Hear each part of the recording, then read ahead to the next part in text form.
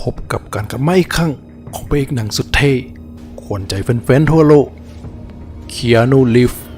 ในหุบเงาแอคชั่นฟอร์มยักษ์แห่งปีมาพร้อมกับความมันเกินพิกัดที่พร้อมจะให้ฮอร์โมนของทานลุกขึ้นไปกับเรื่องราวของจอห์นวิกนักข่าวมือหนึ่งของนิวยอร์ก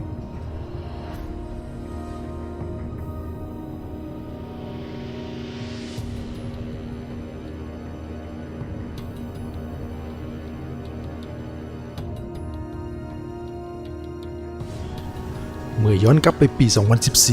2014 จอห์นวิกก็ได้ออกพากทำอิฐสู้สายตามวลชนเริ่มต้นจากอดีตนักฆ่ามือหนึ่งที่ตัดสินใจอำลาวงการมาเริ่มต้นชีวิตใหม่ที่เงียบสงบกับหมาของเมียที่ได้จากไปแต่แล้วหมาตัวที่เขาฮักที่สุดที่เมียของเขาได้ทิ่มก่อนจะขาดลมหายใจนั้นต้องได้มาตายย้อนฝีมือลูกมาเฟียรายใหญ่ที่เขาไปมีเรื่องนำเขาจึงเครียดแค้นและกลับมาสู่วงการนักฆ่าอีกครั้งเพื่อล้างแค้นให้หมาของเขาที่ตายไปงานนี้นับไม่ได้ว่าเสียเลือดไปจากหยดและลูกปืนไปจากนัดยิงกันสุดมันจนสุดเรื่อง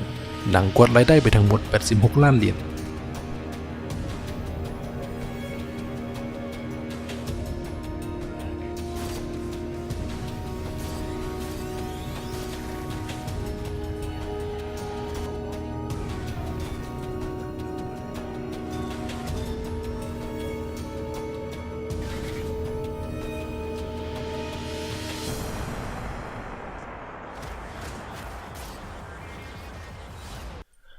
ตกมาฮอดปี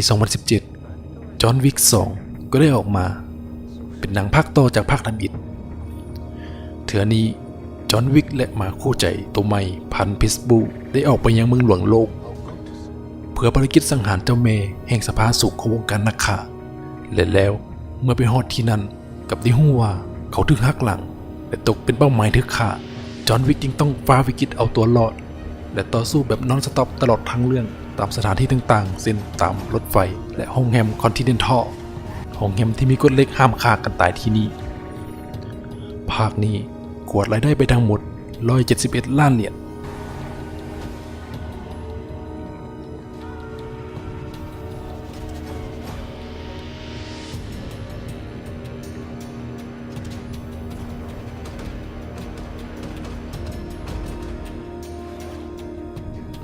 ปี 2019 จากการล้างแค้นให้หมาสู่กับการไล่ล่าปั่นสงครามจอห์นวิกได้ถูกตั้งค่าหัว14 ล้านเหรียญให้นักข่าวทั่วโลกมาเอาชีวิตเขาและสืบมาจากตอนที่ 2 ที่จอห์นวิกได้ผิดกฎเหล็กของโรงแรมคอนติเนนทัลที่เขาได้ไปฆ่าคนตายในโรงแรมนี้ซึ่งคนที่จอห์นวิกฆ่านั้นก็เป็นหนึ่งในสมาชิกสภาสูงอีกส่งผลให้สถานภาพนักฆ่าของจอห์นวิกเป็นอันสิ้นสุดโดยที่วินสตันผู้จัดการโรงแรมคอนติเนนทัลได้ให้เวลาเขาหนีออกจากโรงแรมเป็นเวลา1 ชั่วโมงก่อนที่ถูกไล่ล่าและตัดขาดจากสมาชิกคนอื่นๆจอห์นวิกเลยต้องใช้ทุกความสามารถที่ต้องต่อสู้เพื่อหาทางเอาตัวรอดออกจากนิวยอร์กให้ได้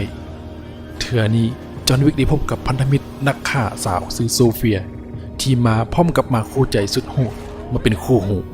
นอกนี้ยังมีตัวละครลับเจ้าของสายยาดาไลลามะแห่งโลกนักฆ่ามาแจมนำงานนี้หับห้องระเบิดความมันอย่างแน่นอน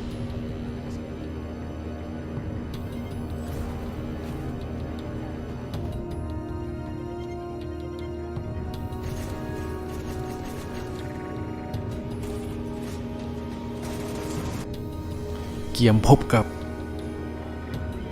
จอห์นวิกซัปเตอร์3พาราเบลัม16 พฤษภาคมนี้ในหุ้มเงาทั่วประเทศ